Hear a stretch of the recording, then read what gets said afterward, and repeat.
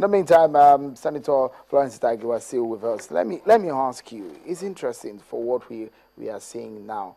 The APC had first said they are going to discipline those lawmakers that went against their wishes and their will, but eventually we understand now that they're drawing them closer, they're trying to reconcile, they're calling for reconciliation. But there are also talks that if these reconciliations are going on, the Deputy Senate President, Ekweremadu, should resign.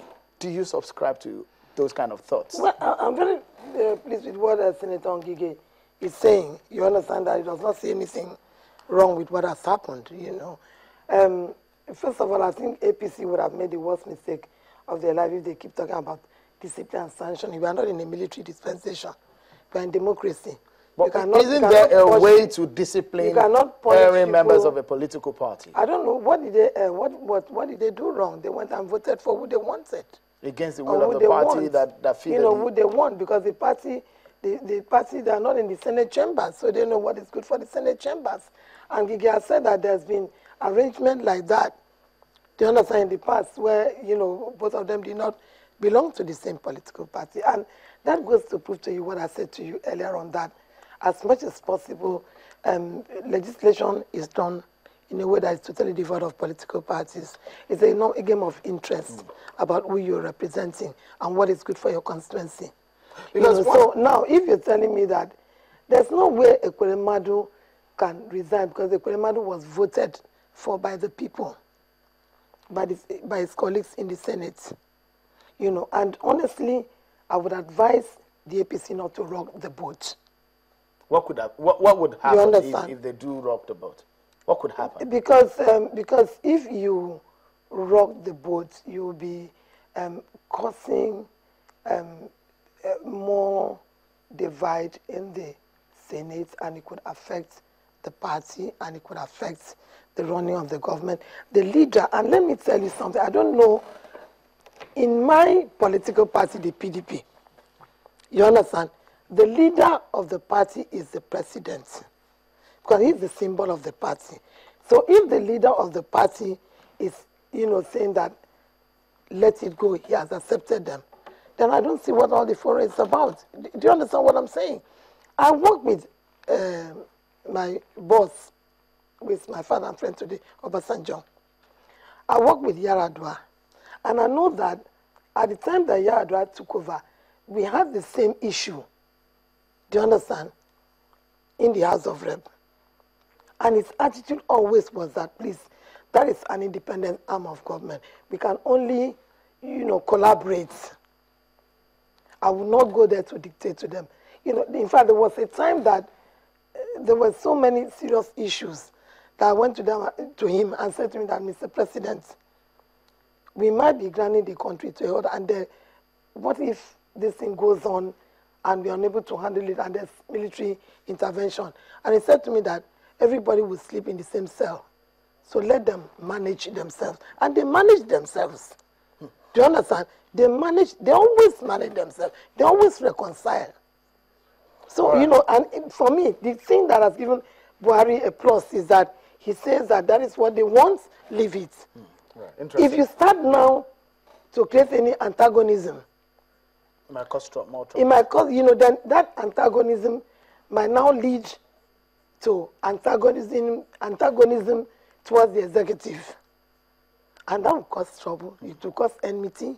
It will cause a serious divide that you can spend, out of 4 years, you spend 2 years trying to come back. Real work. Okay. And then your bills will not go.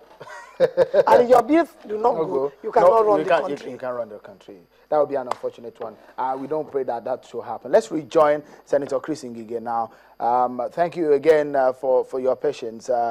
Technology, at times they have a way, they have their own minds. But pardon technology in that sense.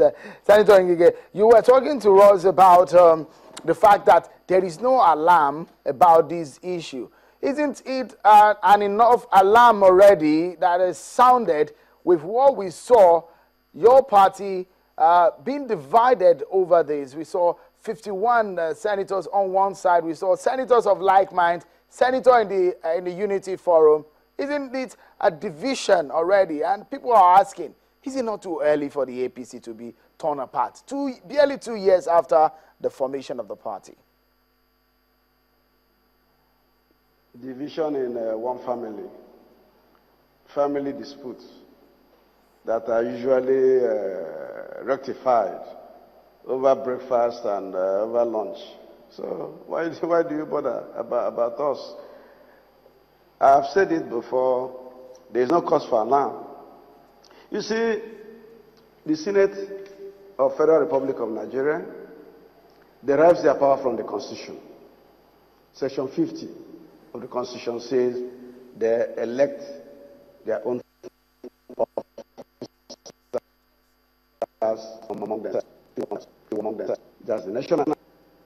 Then again, if you go down to 52, 3 and 4, they give the National Assembly powers to make their own rules, to regulate their own proceedings. And that's what is contained in the Red Book of the Senate, called the Senate Standing Rules. If you go to section, order 25, which is in chapter 6, sorry.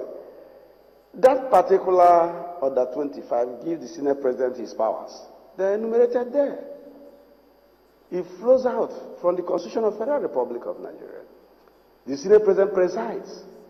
All correspondences of the Senate go to him. He is the one that leads the Senate. He is the one who is in charge, Chief Executive Officer, inside the chambers, and even the corridors and the appurtenances of the Senate, of National Assembly. In fact, the Senate President is Chairman of National Assembly. He also interprets all the rules. He also causes you to go into division and everything. So he's the numero uno. He's in charge. If you go to section 26, it enunciates and gets out for you the Deputy Senate President's powers. And just like that of Deputy Governor in a state, he says he acts as Senate President when the Senate President is not there. You go to 27, when both of them are out of the Senate, the senators will elect what they call Senate President pro tempore, which is an ad hoc arrangement for the person to sit. So, a Deputy Senate President is not harmful and will never be harmful when our party has the majority.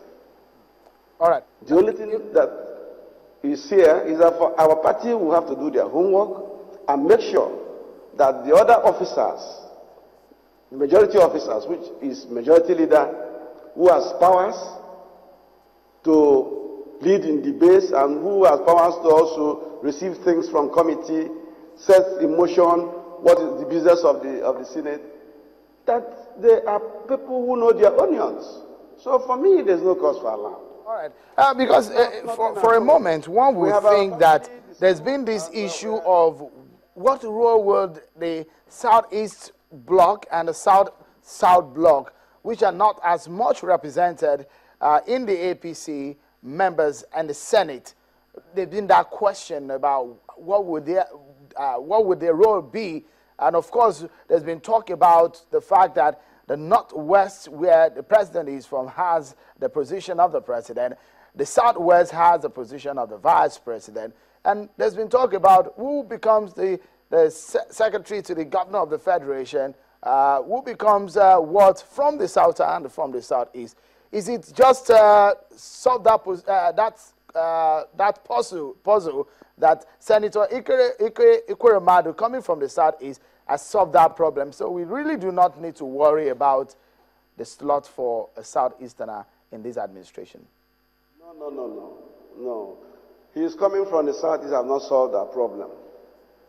If anything, for those of us who are APC members and who have been in no position, he is from the Southeast, and being a PDP member has endangered us. It has endangered our political career. It has made the work for horrendous. Because Ekweremadu by this election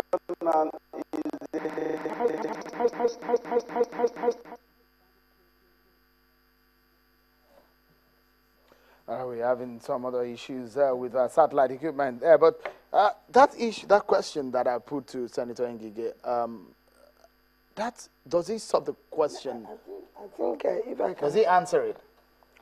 Ngige answered it well, because when he thought about Section 6 of the Senate Standing Order, I'm very glad that he remembered, that the Senate President has absolute powers after he's been selected or elected by the senators. So it's very clear from the Constitution and from the standing rules of the Senate. You understand? Everything is clear. The role of the Deputy Senate President is also clear from what he has said. As a matter of fact, for some reason, we seem to be on the same page. And I'm very glad that he's looking at it from that angle, because this is what we need in this country.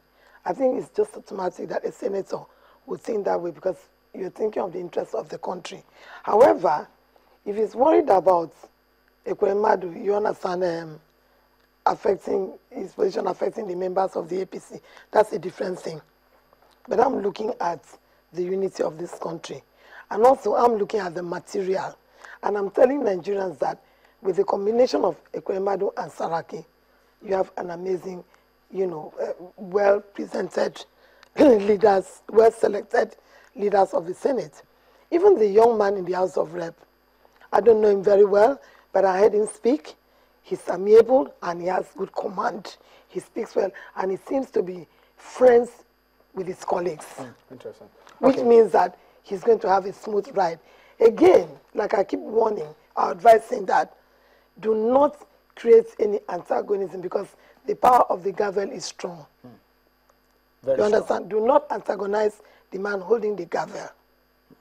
It's very influential. Absolutely. We'll go for another break, and when we return, we'll talk more about what is in the offing in the coming days at the Senate. Join us in talking about it right after now.